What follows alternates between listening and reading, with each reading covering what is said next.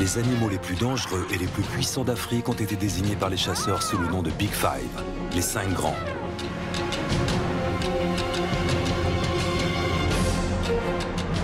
En Amérique du Sud, 5 espèces sont emblématiques de la faune sauvage.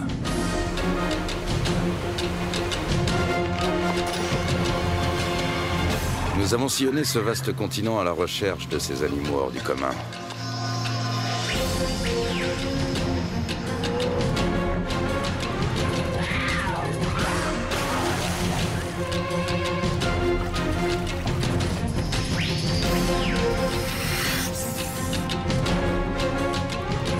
Des guides expérimentés nous sont amenés jusqu'à eux pour mieux vous les faire découvrir.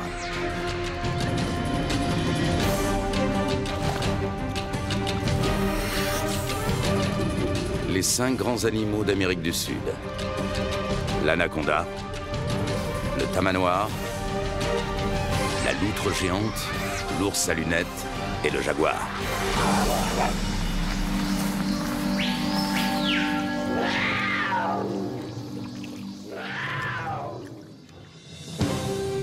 À l'époque où les safaris étaient synonymes de chasse pour quelques privilégiés, il fallait plusieurs semaines pour allier l'Amérique du Sud depuis l'Europe. Désormais, cela prend à peine une journée en avion. Direction le sud du Brésil, sur la piste d'un magnifique prédateur.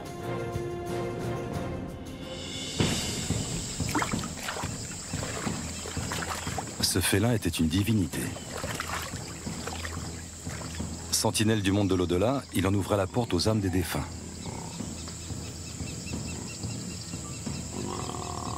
Dans de nombreuses civilisations d'Amérique du Sud, il était vénéré et craint à la fois. Des chamans se métamorphosaient en jaguar pour voyager dans l'autre monde.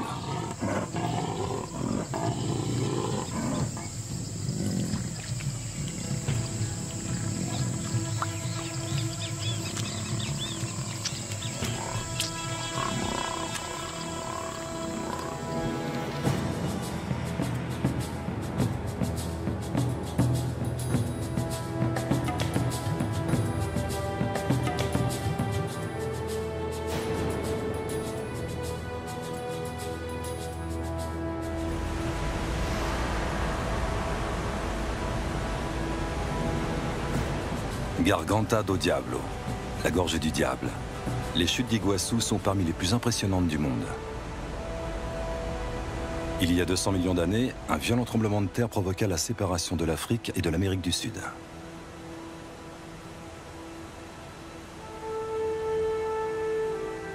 Il donna naissance à des falaises basaltiques de 70 mètres de hauteur.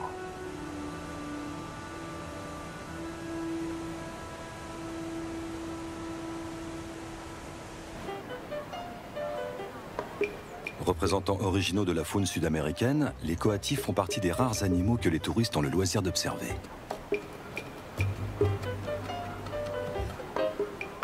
Lorsqu'ils n'ont plus de reste à grappiller, ces habiles grimpeurs retournent dans l'arbre voisin. Les coatis sont des plantigrades omnivores, très friands de vers, d'escargots et de coléoptères.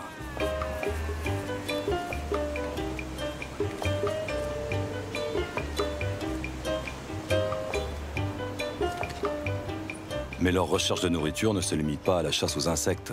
Le contact avec les humains fait partie d'une stratégie bien rodée.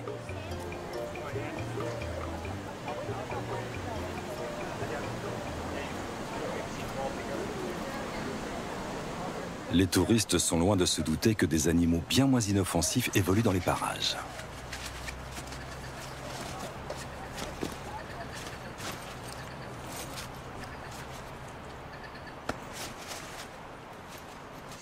Des chercheurs du parc national sont logés à proximité des chutes d'Iguassou. Un jour, ils ont reçu une visite inattendue.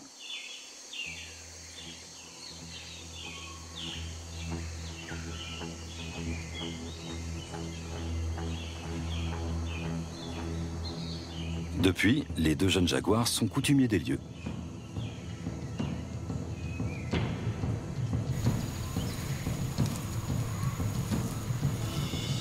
Les 2 mâles semblent être en confiance.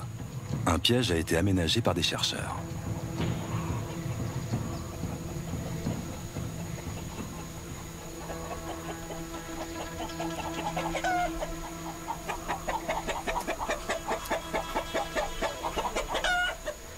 Malgré ce bel appât, les jaguars ne se jettent pas facilement dans la gueule du loup.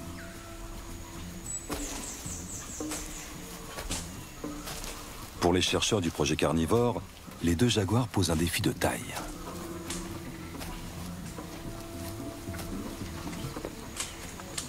Depuis plus de 2 ans, l'équipe de Marina Ravie da Silva a installé des caméras pièges dans le parc national pour déterminer le nombre des jaguars et évaluer leur expansion. Pour l'instant, la priorité est de repérer les deux jaguars.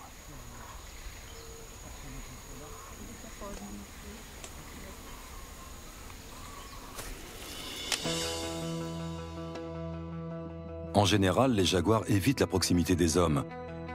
Si une confrontation devait avoir lieu, elle pourrait être fatale.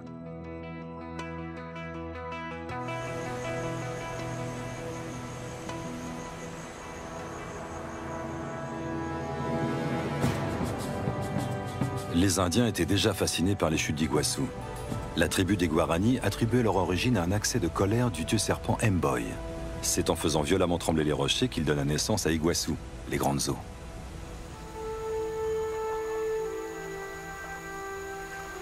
Ils avaient le plus grand respect pour le jaguar et le considéraient comme l'animal le plus féroce de la jungle. Il serait né de l'union d'un démon femelle avec son propre fils.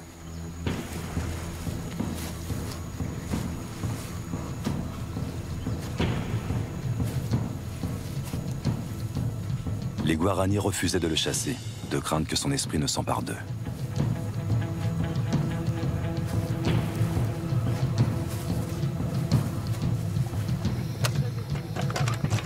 Quant à nous, nous nous efforcerons de le filmer dans son univers naturel, le jaguar étant l'un des 5 grands animaux d'Amérique du Sud. Nous nous sommes inspirés de la mythologie des Guarani pour pister le 3e plus gros félin du monde. Notre secteur de recherche, situé au cœur de la plus grande plaine alluviale du monde, le Pantanal, n'est accessible qu'en avion. La saison sèche aurait dû commencer il y a longtemps, mais le ciel est toujours chargé d'épais nuages de pluie.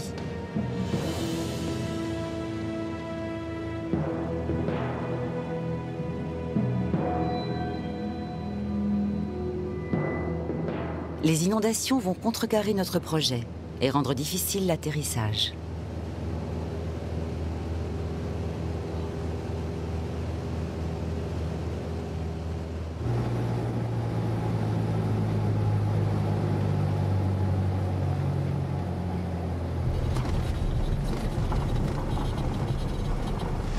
Mais le pilote fait des miracles. C'est Lukas Leutzinger qui nous accueille au sol.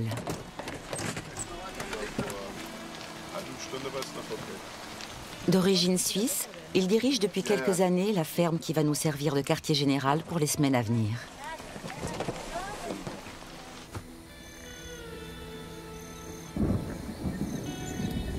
Suite aux pluies diluviennes, Lukas et sa famille ont été entièrement coupés du monde durant 10 jours.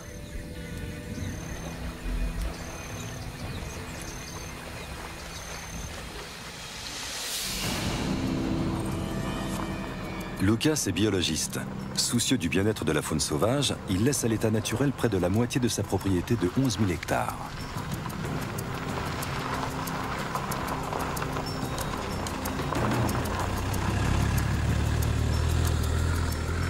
En raison de la biodiversité qu'elle accueille, cette partie inexploitée de la ferme a été reconnue comme réserve naturelle par l'État brésilien. Une quarantaine d'espèces de mammifères côtoient plus d'une dizaine d'espèces de reptiles. La vie faune est elle aussi exceptionnelle.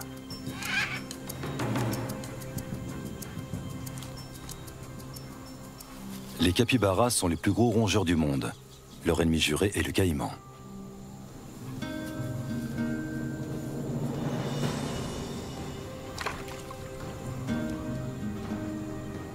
Plusieurs de ces espèces ont frôlé l'extinction, chassées pour leur peau ou leurs plumes, comme les haras hyacinthes.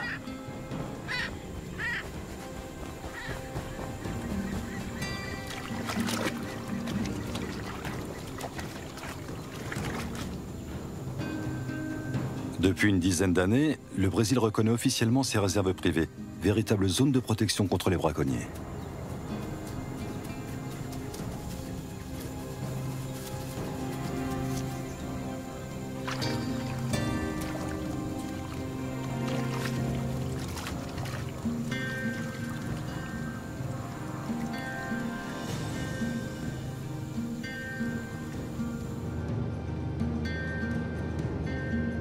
La ferme de Lucas Leutzinger est située au cœur du Pantanal, une mosaïque de forêts et de marais s'étendant sur plus de 200 000 km². L'avion est souvent le seul moyen d'inspecter ces troupeaux.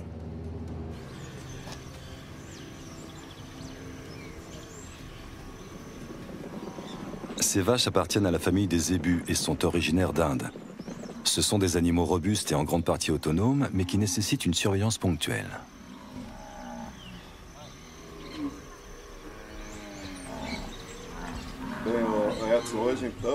Edson, aujourd'hui on va déplacer le troupeau du terrain numéro 4 vers le terrain numéro 3.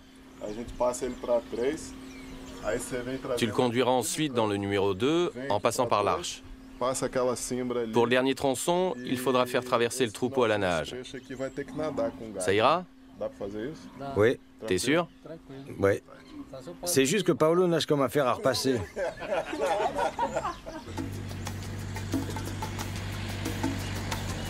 Lucas fait régulièrement le tour de ces terres à la recherche de cadavres d'animaux.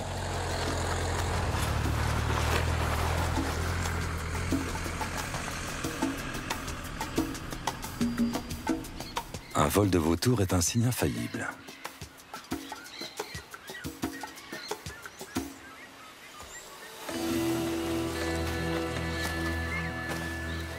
Il ne reste plus grand-chose du capybara.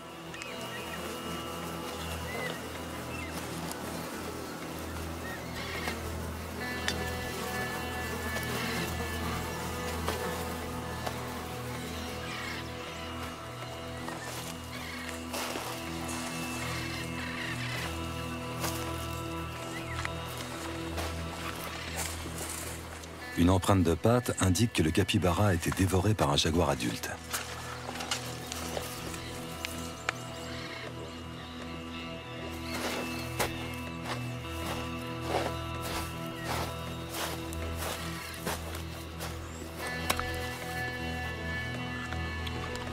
Ces traces appartiennent probablement à une femelle puma et à son petit. Même si ses prédateurs s'en prennent régulièrement à son bétail, Lucas Leutzinger a un faible pour les grands félins.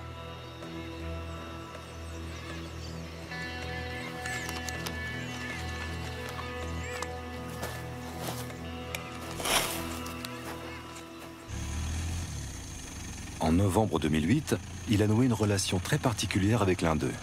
À l'époque, il travaillait comme biologiste avec des spécialistes des jaguars. Il avait capturé une femelle et l'avait équipée d'un émetteur.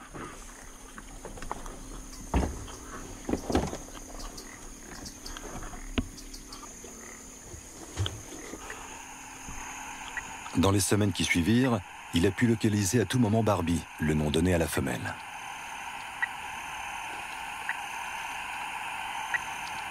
Barbie était pleine lors de sa capture. Sur ces images, le petit à ses côtés est âgé d'un peu plus d'1 an.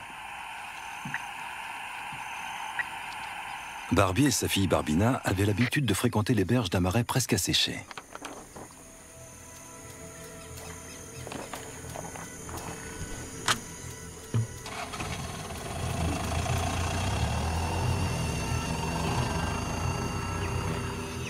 Au printemps 2010, le signal de l'émetteur resta fixe plusieurs jours. Lucas dut se rendre à l'évidence. Barbie était morte.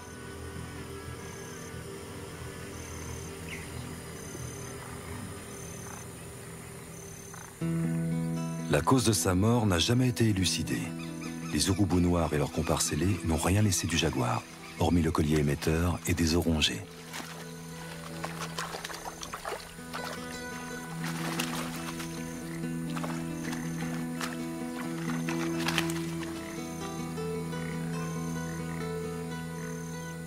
Mais qu'est-il advenu de sa fille? Si elle est encore en vie, où peut-elle bien se cacher?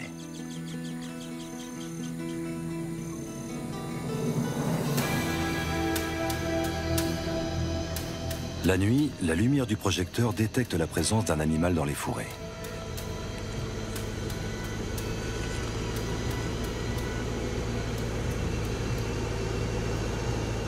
Lucas Leutzinger l'a traqué durant des semaines, presque toutes les nuits. Cette silhouette pourrait bien être celle d'un jeune jaguar.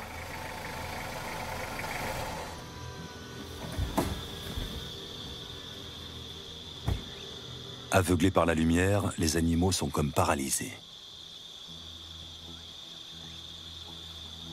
Il s'agit effectivement d'un jeune jaguar.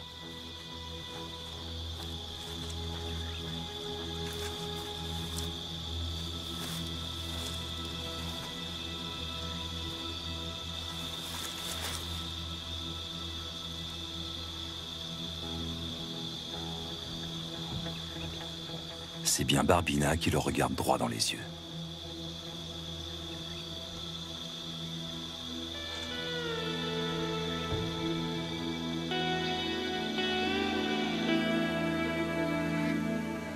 C'est justement pour cette femelle que nous avons fait le voyage jusqu'ici.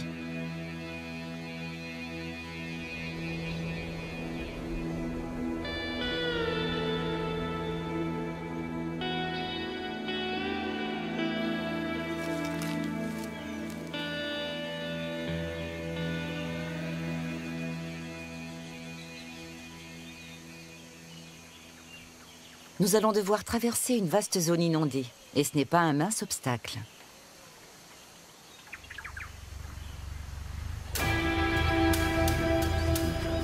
De nombreux caïmans sont couchés en travers des chemins praticables. Mais notre voiture les fait détaler comme les capybaras.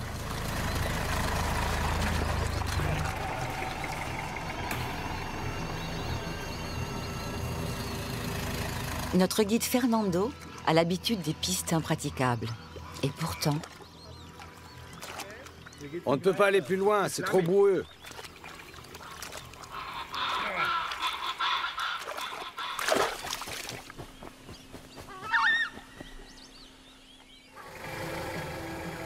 Et il n'y a pas d'autre route. La clôture qui sépare la ferme de Lucas de la propriété voisine ne nous laisse pas le choix. Fernando nous montre qu'un pantanero moderne n'est pas seulement expert dans le maniement d'un cheval.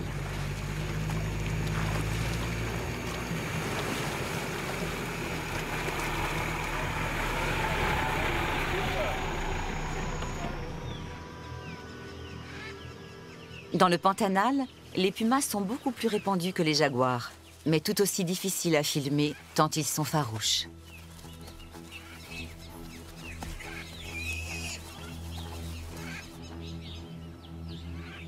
Le puma semble tiraillé entre sa peur de l'homme et son instinct de prédateur.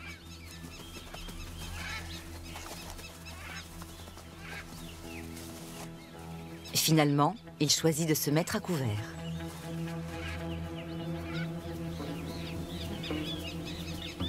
Les araignées à baldaquin se déplacent le dos en bas et attendent que des insectes viennent s'emprisonner dans leur toile.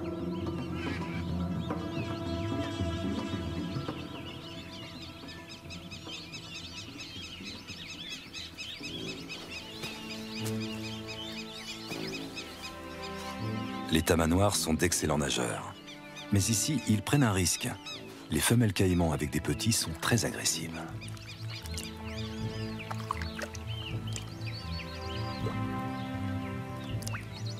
Les petits caïmans sont à la merci des hérons, des cigognes, voire de leurs propres congénères.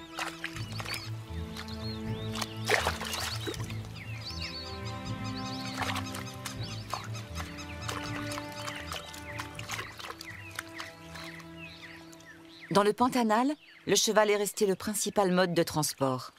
Chaque fermier élève sa propre race hybride. Barak est l'étalon de Lucas. Les juments et les poulains le suivent en toute confiance dans l'eau profonde, malgré la présence de serpents venimeux.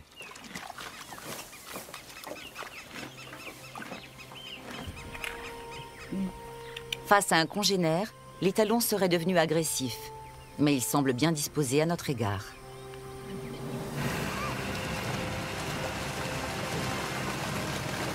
La route est encore longue. Nous voulons rendre visite à un pantanero, 2 fermes plus loin. Les pantaneros sont les descendants des Portugais et des Espagnols qui se sont installés dans le Pantanal il y a plus de 200 ans et se sont métissés avec les Indiens.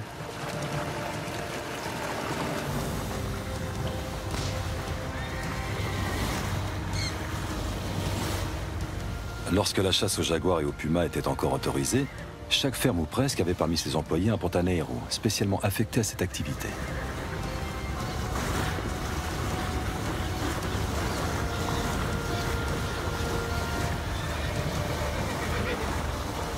Pour Pourtant, le plus légendaire des chasseurs de jaguars du siècle dernier n'était pas un Pantanero, mais un Lituanien.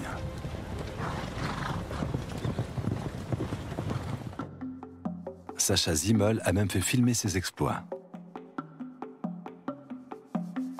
Il commençait par chercher la piste du félin avec des chiens. Un Pantanero lui avait appris à se servir d'une sagaie, un javelot de 2 mètres de long. En 1925, Sacha Zimmel tua son premier jaguar.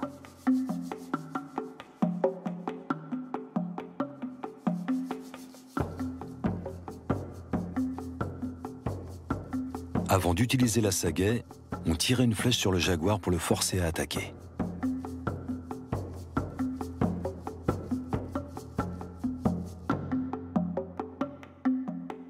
Blessé et cerné par une meute de chiens, le malheureux félin n'avait aucune chance. Sacha Zimmel en aurait tué plus d'une centaine.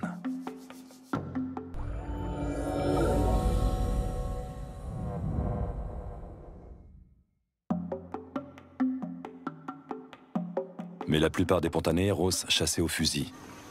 Alvin Calvis Bica a connu cette époque.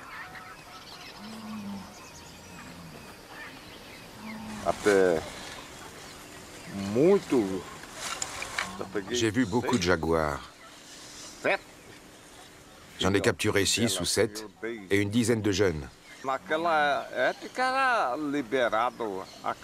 Chaque fois qu'un jaguar tuait une vache ou un taureau, un cow-boy partait à sa poursuite avec un chien et son courage pour l'abattre.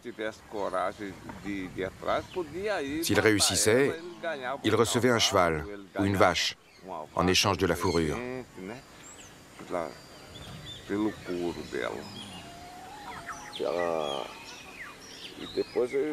Et de retour chez lui, il faisait rôtir la chair du jaguar. Ça se mangeait? Oui, ça avait un goût de porc.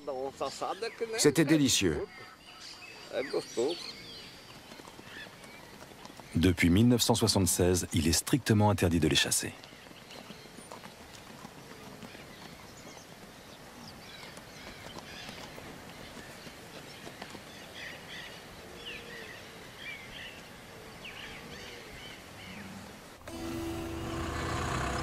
Fernando, tu m'entends? Affirmatif. Vous êtes où? On est sur la route de Caranda, on va à la baie aux Caïmans. T'as vu des traces? Des traces de jaguar? Oui. Non, j'ai rien vu. Celui qui a vu quelque chose, c'est Paolo hier, du côté de Tapera. Avec Lucas, nous cherchons le meilleur endroit pour installer une caméra à vision nocturne. C'est incroyable. Ce sont des empreintes de jaguar. Il est passé par là il y a au moins 2 heures. Peu avant la tombée de la nuit, nous pouvons enfin installer la caméra près de l'endroit où Lucas a relevé des traces.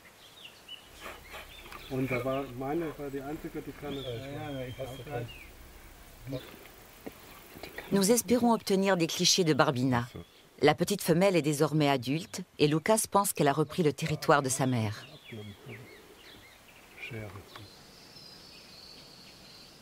Nous ne pourrons régler le projecteur à infrarouge de la caméra qu'une fois l'obscurité complète. Comme chaque soir, nous sommes assaillis par les moustiques dès que le soleil disparaît derrière l'horizon. Caméra et projecteurs sont en place. Nous retournons à la ferme. Conduire de nuit à travers les îlots de jungle est une expérience troublante.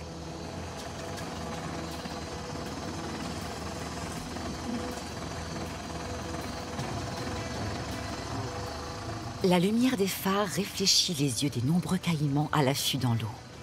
Un renard crabier est lui aussi en quête de nourriture.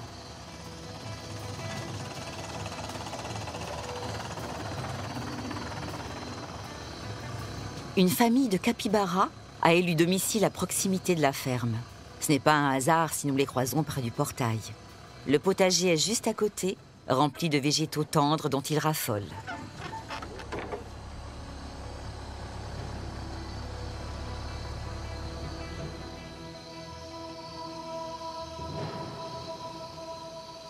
Pendant ce temps, notre caméra attire un curieux.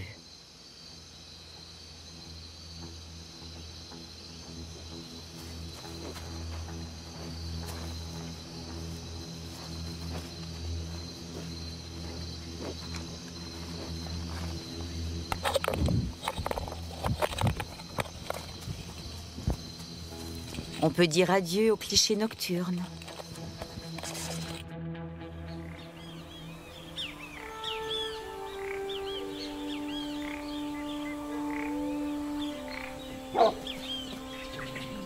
Dernier préparatif. Les chiens sont surexcités. Ils sentent déjà la piste qu'ils vont suivre.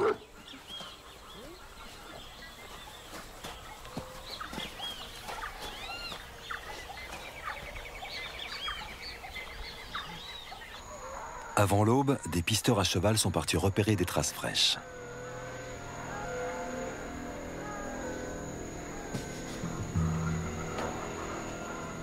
Objectif, capturer Barbina et l'équiper d'un collier émetteur. Mais ces traces s'arrêtent souvent au bord de l'eau.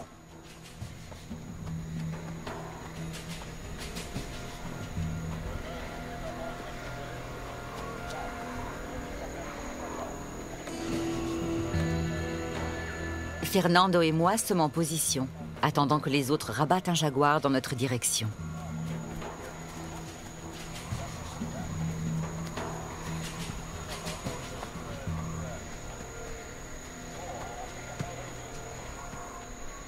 Fernando a déjà participé à plusieurs battues, mais elles n'ont débouché qu'une seule fois sur une capture, celle de Barbie. On fait intervenir les chiens une dernière fois.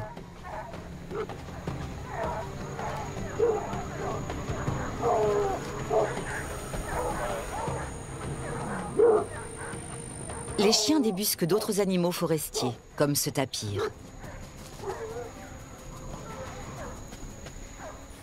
Les jaguars étant d'excellents nageurs, Barbina s'est sans doute enfuie depuis longtemps par les étangs. Mais nous sommes décidés à ne pas abandonner nos recherches.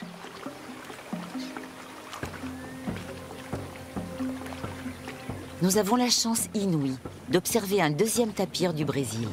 Cet animal cousin du cheval et du rhinocéros passe la moitié de sa vie dans l'eau.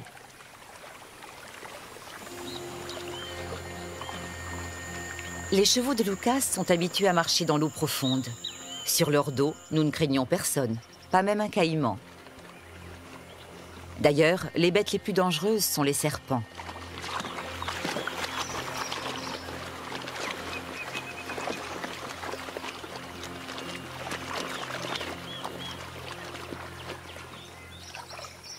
Un jabiru se débat avec une proie pugnace.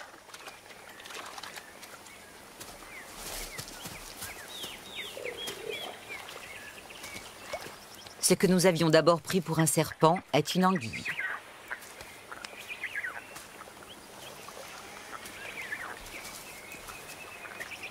La cigogne a finalement le dessus. Le jabiru est la plus grosse espèce d'oiseau d'Amérique du Sud. Son bec mesure 30 cm de long. Pratique pour engloutir une anguille tout entière.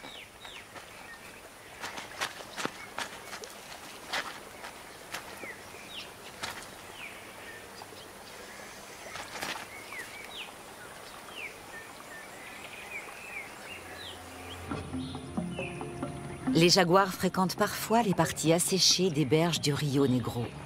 D'ordinaire, ce canal est un chemin. Cela prendra un certain temps avant qu'il ne soit de nouveau praticable.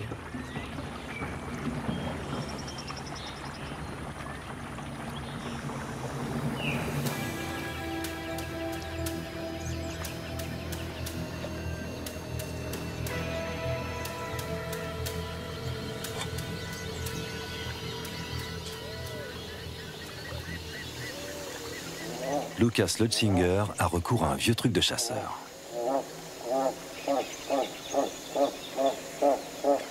Il s'assoit dans le bateau, car l'opération n'est pas sans risque.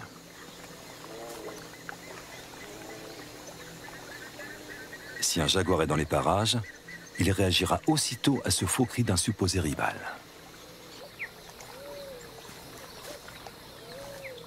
Le Nandou ne panique pas.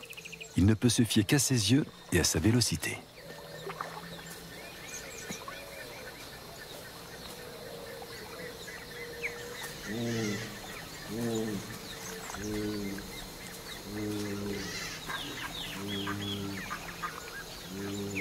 Lucas sait que les jaguars sont d'excellents nageurs.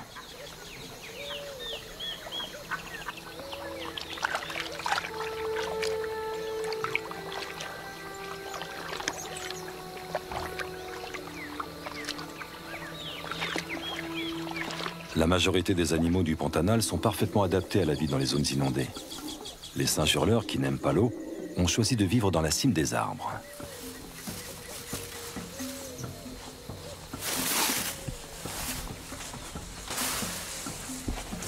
Si nous voulons trouver des traces, il faut se concentrer sur les îlots de forêt au sec, où Lucas Leutzinger a installé des caméras pièges.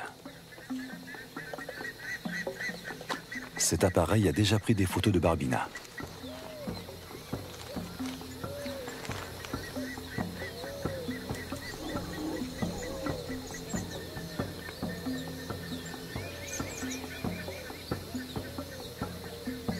Sauf erreur, il devrait s'agir de Barbina.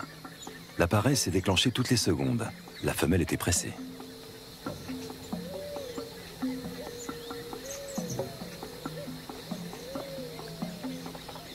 Nous allons peut-être savoir si Barbina est retournée dans son ancien territoire. Lucas l'espère, sinon cela voudrait dire qu'il aura été occupé par une autre femelle.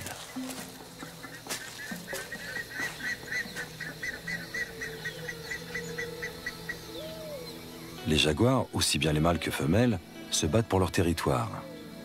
La mère de Barbina a très bien pu mourir au cours d'un combat avec une rivale.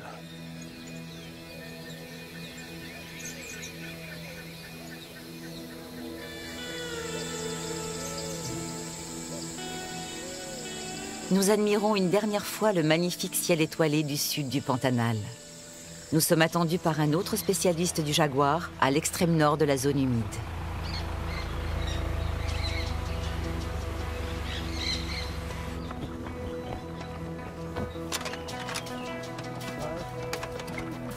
Nous passerons les prochains jours sur un bateau qui nous conduira jusqu'au secteur de recherche de Douglas Trent.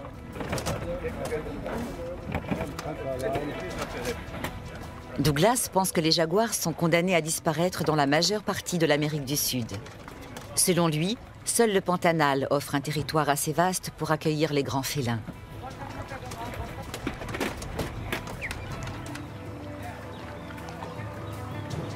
Au début de notre périple, le capitaine raconte à Douglas une histoire qui résonne comme une mise en garde.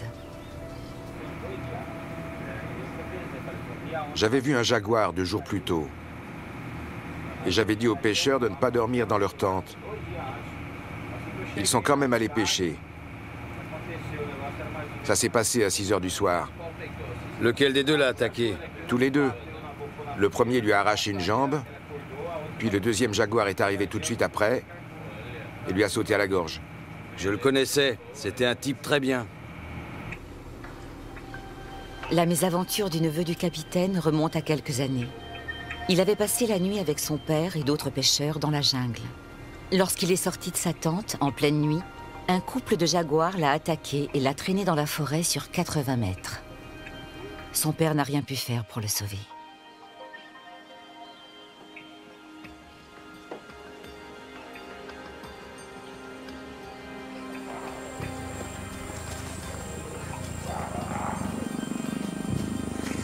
Les jaguars sont des solitaires. Mâles et femelles ne se côtoient que pendant la saison des amours. Ils sont alors très excités et parfois agressifs. L'accident aura résulté d'un malheureux concours de circonstances. Bien que les jaguars ne soient plus chassés et qu'ils craignent moins les hommes, la mort tragique du jeune pêcheur est restée un cas isolé.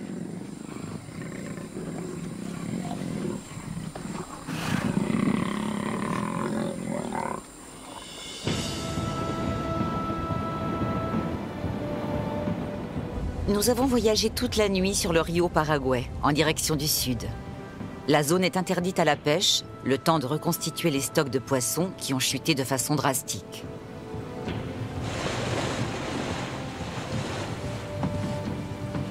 Nous poursuivons notre chemin jusqu'à la réserve de Tayama, à bord du canot rapide de Douglas. Seul le hors-bord à fond plat nous permettra d'explorer les ramifications d'un bras du Rio Paraguay.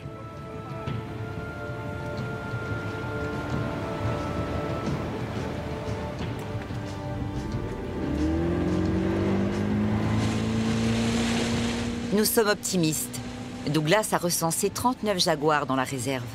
Malgré cette densité inhabituelle, l'observation de jaguars en liberté reste très aléatoire.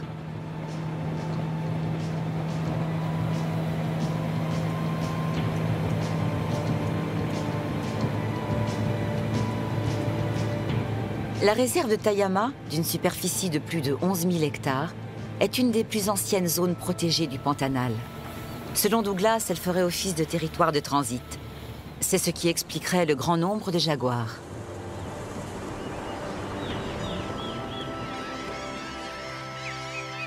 Les premiers bancs de sable émergés ont été pris d'assaut par les sternes à gros becs et les becs en ciseaux noirs.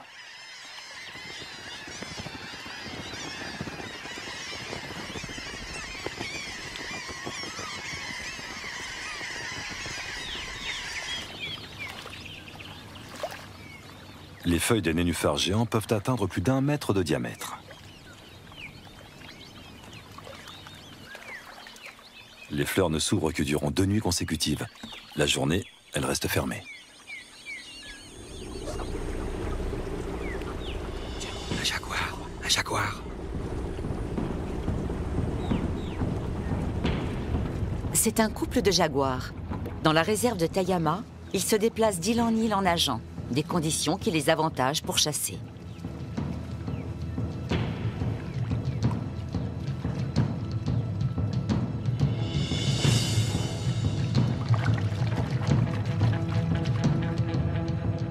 Leur proie de prédilection, caïman et capybara. Un jaguar du Pantanal peut peser jusqu'à 150 kg.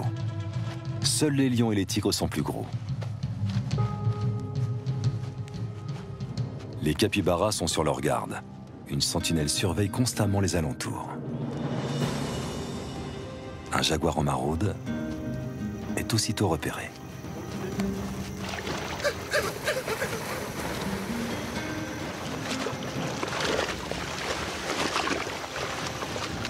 Sauf qui peut général. Heureusement, les capybaras peuvent parcourir de longues distances en plongée.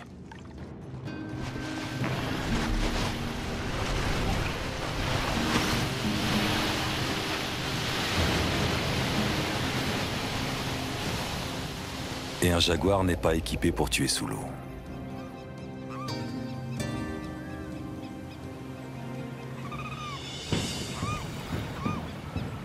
Les jaguars adorent prendre un bain de soleil sur les berges du fleuve. Douglas connaît quelques-uns de leurs coins favoris.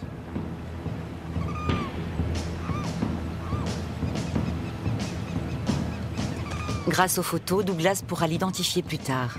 Il sait déjà que c'est une femelle.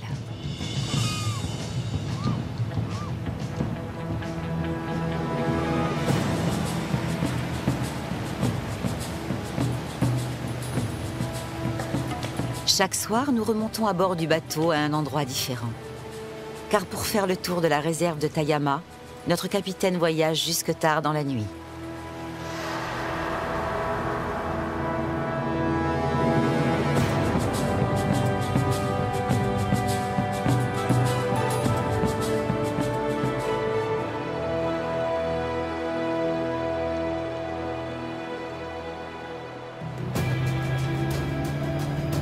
Le lendemain, nous repartons en chasse dans l'espoir d'observer un nouvel individu. Si possible, un de ceux que Douglas n'a pas encore photographiés.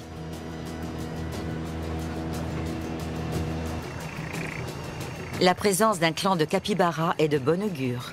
Les jaguars ne sont jamais bien loin. Le fauve ne nous a pas encore vus.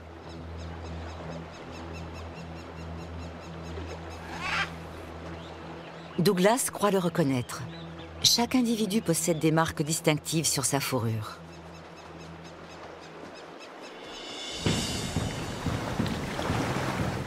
Nous décidons d'accoster pour suivre le jaguar.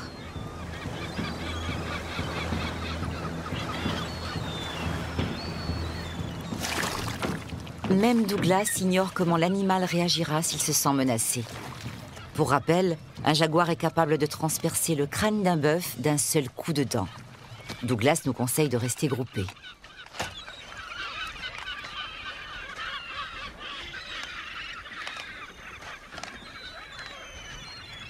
Douglas l'aperçoit le premier.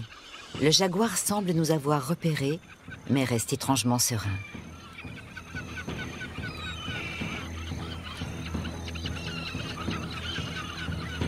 Le félin nous scrute de son regard intense pour évaluer la menace potentielle que nous représentons. Et là, surprise. C'est une femelle avec 2 petits. Combien de temps tolérera-t-elle notre présence? Il lui faudrait moins de 5 secondes pour nous atteindre.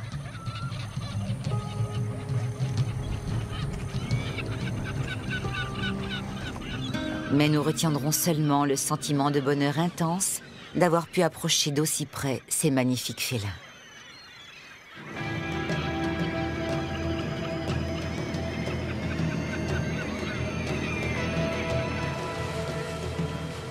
Le jaguar n'a rien à envier au lion ou au léopard en termes de gabarit, de férocité ou de majesté. Et il a amplement mérité sa place parmi les 5 grands d'Amérique du Sud.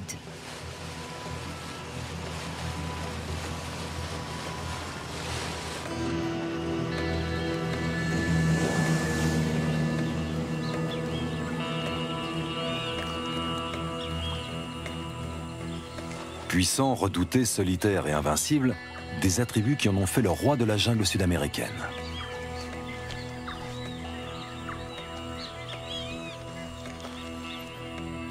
De nombreux peuples indiens vénéraient le jaguar comme un dieu. Aujourd'hui, il a besoin d'être protégé. Même si sa cause est défendue par de nombreux scientifiques, il faudra encore du temps pour assurer au plus grand félin du continent sud-américain un avenir sûr et prospère. Demain, après une longue et périlleuse expédition dans les montagnes de l'Équateur, nous aurons la chance d'observer l'ours à lunettes, très redouté des paysans. Mais pour l'heure, allons voir ce qui se passe dans le monde avec Arte Journal.